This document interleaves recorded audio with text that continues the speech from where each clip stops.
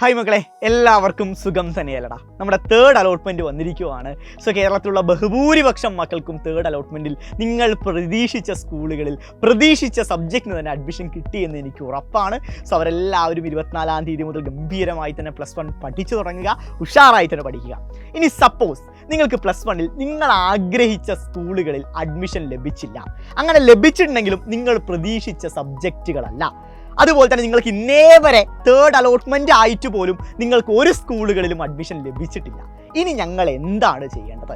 ഞങ്ങൾക്കിനി ആഗ്രഹിച്ച സ്കൂളുകളിലോട്ട് മാറാൻ എന്തെങ്കിലും ഒരു അവസരമുണ്ടോ എന്ന സംശയത്തിലായിരിക്കും പലരും ഉണ്ടാവുക. സോ അതിനുള്ള 2 മറുപടികളാണ്, 2 ഉത്തരങ്ങളാണ് നമ്മൾ ഈ വീഡിയോയിൽ നിങ്ങളുമായിട്ട് ഷെയർ ചെയ്യാൻ പോകുന്നത്. അതിൽ ആദ്യത്തെ കാര്യം എന്ന് പറഞ്ഞാൽ സ്കൂൾ ട്രാൻസ്ഫർ ഓപ്ഷനാണ്. സ്കൂൾ ട്രാൻസ്ഫർ ഓപ്ഷൻ ആർക്കൊക്കെ ഉപയോഗിക്കാമെന്ന് ചോദിച്ചു കഴിഞ്ഞാൽ, നിങ്ങൾക്കൊരു സ്കൂളിൽ അഡ്മിഷൻ ലഭിച്ചിട്ടുണ്ട്, നിങ്ങൾ അവിടെ പോയി ജോയിൻ ചെയ്തിട്ടുണ്ടെന്ന് വിചാരിക്കുക. അതിനുശേഷവും നിങ്ങൾക്ക് സ്കൂൾ ട്രാൻസ്ഫർ ഓപ്ഷൻ യൂസ് ചെയ്യാം.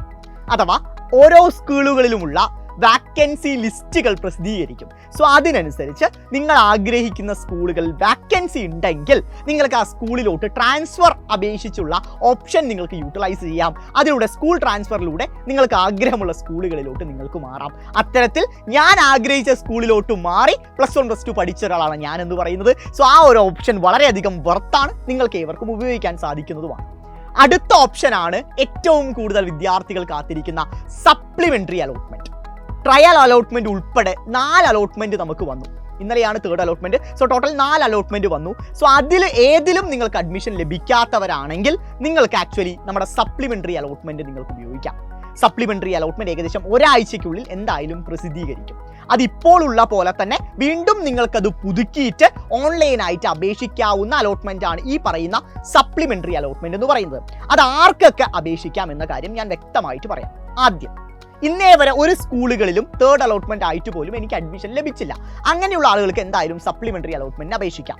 അടുത്ത ആളുകൾ എന്ന് പറഞ്ഞു വെച്ചാൽ ഫസ്റ്റ് അലോട്ട്മെൻറ്റ് വന്നിട്ടും ആ സ്കൂളിൽ പോയി ജോയിൻ ചെയ്യാത്ത ആളുകൾ ഉണ്ടാവും, ശരിയല്ലേ? സോ അങ്ങനെയുള്ള ആളുകളെ മറ്റുള്ള അലോട്ട്മെൻറ്റിന് ഒരിക്കലും കൺസിഡർ ചെയ്യില്ല. സോ അങ്ങനെയുള്ള ആളുകൾക്ക് ഉറപ്പായും ഈ സപ്ലിമെൻ്ററി അലോട്ട്മെൻറ്റ് ഉപയോഗിക്കാം.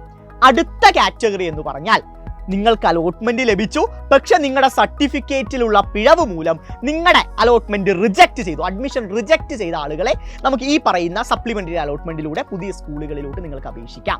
സോ നിങ്ങൾ ഏവരും ശ്രദ്ധിക്കേണ്ട കാര്യം എന്ന് പറഞ്ഞാൽ, സപ്ലിമെൻ്ററി അലോട്ട്മെൻറ്റിന് നിങ്ങൾ അപേക്ഷിക്കുന്ന സമയത്ത് ഓൺലൈനായിട്ട് അപേക്ഷിക്കാം. മൊബൈൽ ഫോണിലോ ലാപ്ടോപ്പിലോ അടുത്തുള്ള കമ്പ്യൂട്ടർ സെൻറ്ററിലൊക്കെ പോയി നിങ്ങൾക്ക് അപേക്ഷിക്കാം. അപ്പോൾ നിങ്ങൾ ശ്രദ്ധിക്കേണ്ട കാര്യം, ഇപ്പോഴുള്ള അതേ സ്കൂളുകളുടെ പ്രയോറിറ്റിയിൽ അങ്ങനെ നിങ്ങൾ കൊടുക്കരുത്, മറിച്ച് വാക്കൻസി ലിസ്റ്റ് പ്രസിദ്ധീകരിക്കും. സോ ഓരോ സ്കൂളുകളിലുമുള്ള വാക്കൻസിയുടെ അടിസ്ഥാനത്തിൽ വേണം നിങ്ങൾ പ്രയോറിറ്റൈസ് ചെയ്തിട്ട് പുതിയ അപേക്ഷ സമർപ്പിക്കാൻ. അതെല്ലാവരും ശ്രദ്ധിക്കേണ്ട കാര്യമാണ്, ഏറ്റവും പ്രധാനപ്പെട്ട കാര്യമാണ്. അതും പുതിയ അപേക്ഷ വേണം സമർപ്പിക്കാൻ. ഓൾറെഡി ഞാൻ അലോട്ട്മെൻറ്റിന് കൊടുത്തിട്ട് അത് വരും എന്ന് പറഞ്ഞ് നിങ്ങൾ ആരും കാത്തിരിക്കരുത്. സോ അങ്ങനെ കാത്തിരുന്ന് കഴിഞ്ഞാൽ 1 വർഷം തന്നെ നിങ്ങളുടെ കൈവിട്ട് പോകും. സോ അങ്ങനെ നിങ്ങൾ ആരും ചെയ്യരുത്, മറിച്ച് പുതിയൊരു അപേക്ഷ വേണം നിങ്ങൾ ഏവരും സമർപ്പിക്കാൻ വേണ്ടിയിട്ട്. സോ നമ്മുടെ +1 അലോട്ട്മെൻറ്റിനെ സംബന്ധിച്ച് എല്ലാ ഡീറ്റെയിൽസും നമ്മുടെ ഈ ഒരു ചാനലിൽ എന്തായാലും വരുന്നതായിരിക്കും. സോ കൂടുതൽ അപ്ഡേറ്റ്സിന് വേണ്ടി നമ്മുടെ ചാനൽ എല്ലാവരും സബ്സ്ക്രൈബ് ചെയ്യുക. So all the best.